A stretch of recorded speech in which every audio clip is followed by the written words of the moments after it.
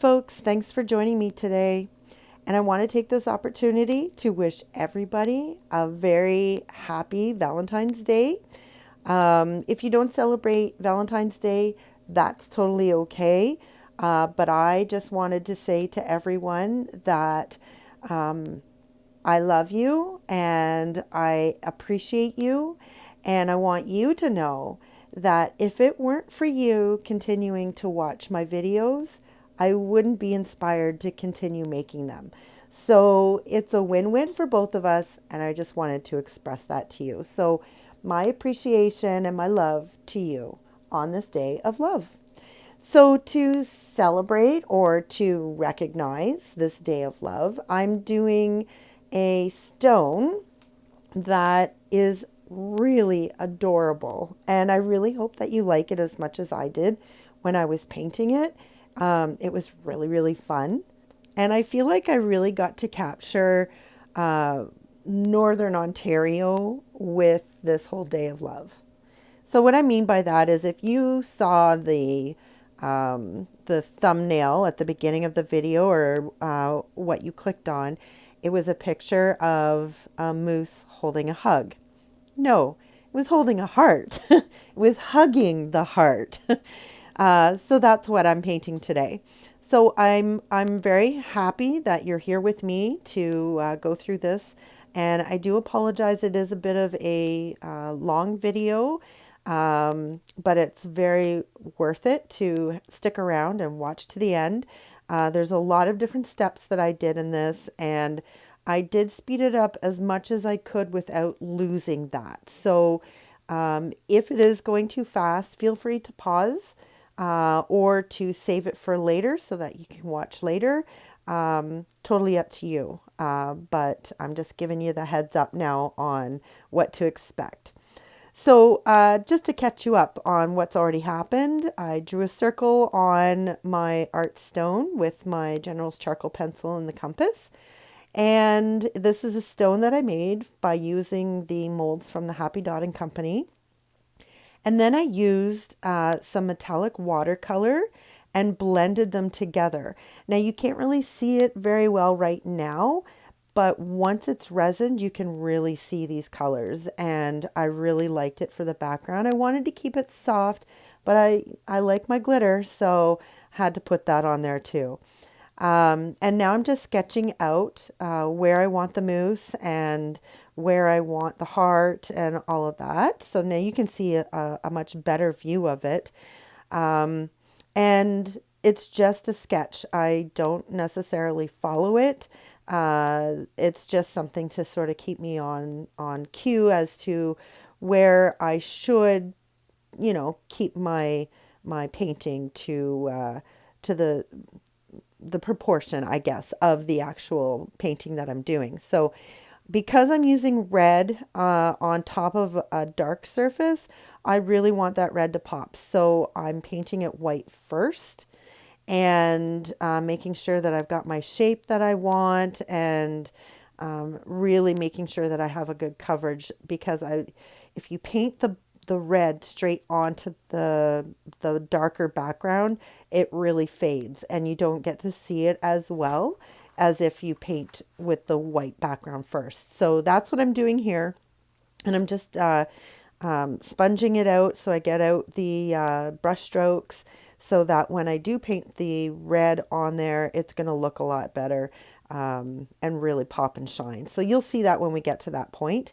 I also use a glitter paint on top of the red just to give it that little extra of glimmer, because I really wanted the heart to be the focal point.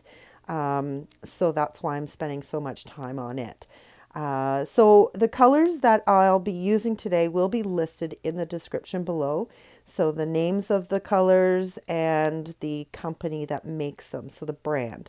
They will all be listed down below. I will try to mention them as we go through the video, but sometimes I forget. So as a backup, all of this great information is down in the description below. I urge you to go and check it out. I have links down there. I have for the Happy Dotting Company to get your own molds. There's a listing down there for that, or for her Etsy shop. there's all sorts of really cool information down there. So I urge you to please go and check that out. I also encourage you to leave me a comment. Maybe leave me a comment about what you think of this Northern Canadian, or Northern Ontario moose hugging a heart. Maybe let me know what you got for Valentine's Day, what your significant other surprised you with, or maybe something that you surprised them with, or maybe even just something that makes you happy. I would love to read your comments as to how you're feeling, how things going. I just reading your comments just makes me feel warm inside that you took the effort to give me a little hello. And that's all I need, is just something to know that you're thinking of me. It's about the only way that we can communicate, to let us each other know these things. So I'd love to hear from you. So I went ahead and I painted on the red onto the heart, and you would have noticed that it kind of had some white streaks through it, and that's because I was very impatient and I didn't wait for the white to dry completely. So when I was adding the red, it picked up some of that white and spread it around. So I'm going to let that completely dry before I go ahead and I do another coat. And in the meantime, I'm going to start doing the body of the moose. So I did his legs, which are very, very short because they're mostly hidden behind the heart. Did his head, gave him little wisps for hair at the top, and now I'm doing his arms. So these are the arms that are going to be hugging onto the heart. Now, I put fingers on them, and I know that that's not what a moose has for front feet. They have hooves, just like what he has for his back feet, but I really wanted it to look like he was really hugging it, and I couldn't figure out how I could do that with hooves. So I decided to go with hands. And this is just a cute little painting. It's kind of cartoony. It's just fun. So I went with it. Now I'm doing his antlers, and I found that this technique was really easy to do moose antlers. So I loaded up my paintbrush really thick with paint, and I pulled down so that, well, actually what I did was I set it onto the rock. I pushed slightly forward to give it that rounded blob of paint. And then I took the paintbrush and I gave it a stroke downwards and on a sort of like a swoop. And it gave these perfect little bumps for his antlers, and they look awesome. I was so impressed with this. So give it a try and let me know what you think and how it worked for you if you decide to do this painting. Now I'm doing his muzzle, or his nose, using a slightly different color of brown. This is called, I think it's called, I can't remember what it's called. It's like, oh gosh, that's horrible. So this is the point where I'm going to tell you again to go check out the description below, because I've forgotten what it's called. I think it's something like tan, or something like that. The dark brown is dark brown, and that's what I'm using right now. And his antlers I used is raw sienna. But for all of them, all of the names and everything, they will be listed in the description below. So I do quite a few coats on this because I found that the watercolor, what I should have done maybe was given it a thin coat of maybe triple thick or a glaze of some sort, just to seal it in, because I was finding that the paint was not covering as nicely as I wanted it to. So I had to do quite a few coats on this, but doesn't mean necessarily that you have to do it, but it's just what I had to do in order to get the correct coverage. So hindsight, learn from my mistakes. That's what I learned from doing this with the watercolor as my base. And it could be the type of watercolor that I'm using. Now, I found this set at, I think it was at Home Sense or something like that anyways. It wasn't something I thought I would find in a store like that. And it was relatively inexpensive. So If you want, you can find better watercolors, metallic colors. You don't even have to use watercolors. You can use whatever you want for your background and make it whatever you want. I just wanted to try it out. Haven't played with them much in a little while, so I thought I would give it a try. So now I'm just doing his eyes there. I put a little bit of pink on the inside of his ears, and I will be outlining all of this in black so that I can really make it pop. So I'm just doing his eyes, and now while that's drying, I'm going back and I'm rounding off of his fingers using the same technique as I did with the antlers. So, and I'm just rounding things off, just adding little extra touches, and anything that is kind of doesn't look quite right, I fix it with when I do the outlining. So it's never lost. It's just, you know, we've got to add something more to it or just to fix it up. And you know what? Honestly, I don't mind that there's maybe a few, we'll call them missed brush strokes, because that's what makes it so unique and artwork. And it's truly one of a kind. And it really is something that you can't duplicate. We're not machines. And that's why every time we do artistic in any kind of form, whether it be painting or whatever your choice of art is, it's all relative to you and how you perceive it, how you express it, and that's what makes it amazing. So I'm not worried about those little itty bitty mistakes or things like that. And remember, you're going to be your worst critic. So you may see the mistake every time you look at it, but other people, when they look at it, they see a masterpiece. So try to just sort of go with the flow of the paintbrush and work with it, and you'll find that everything will work out. It'll end up looking really great. So don't worry too much about the small stuff. And that's not just with painting, but in life. I've learned this, and it truly is a hard lesson to learn, but I have learned it, and you just got to go with it and don't sweat those small things because they're not worth it. So back to the painting.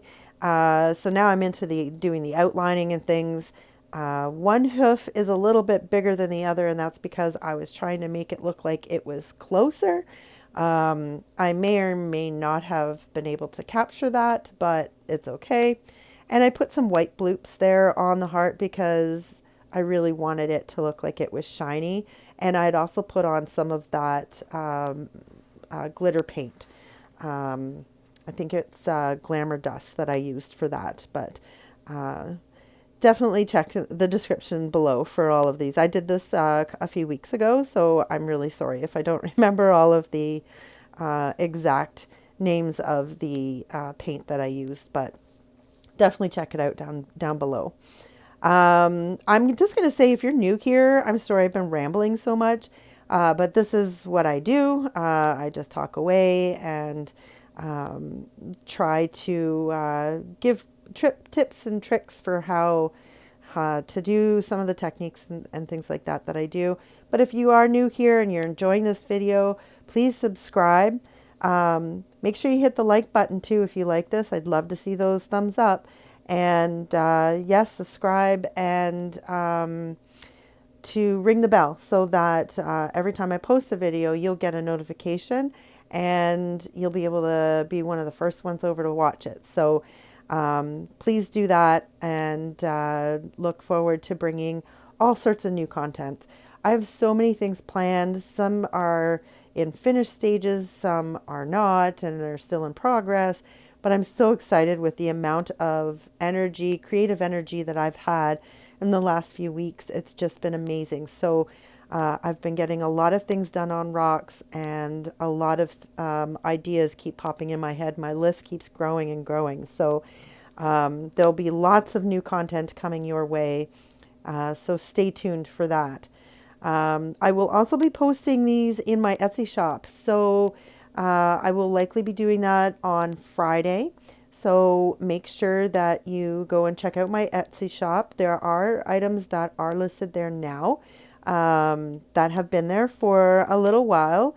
And I am thinking I might just be having a sale on those items just to get them moving out of the shop so that I can add more of the newer stuff that I've been painting and get them put up in there. So definitely go check that out. Grab or hook up into my Facebook page.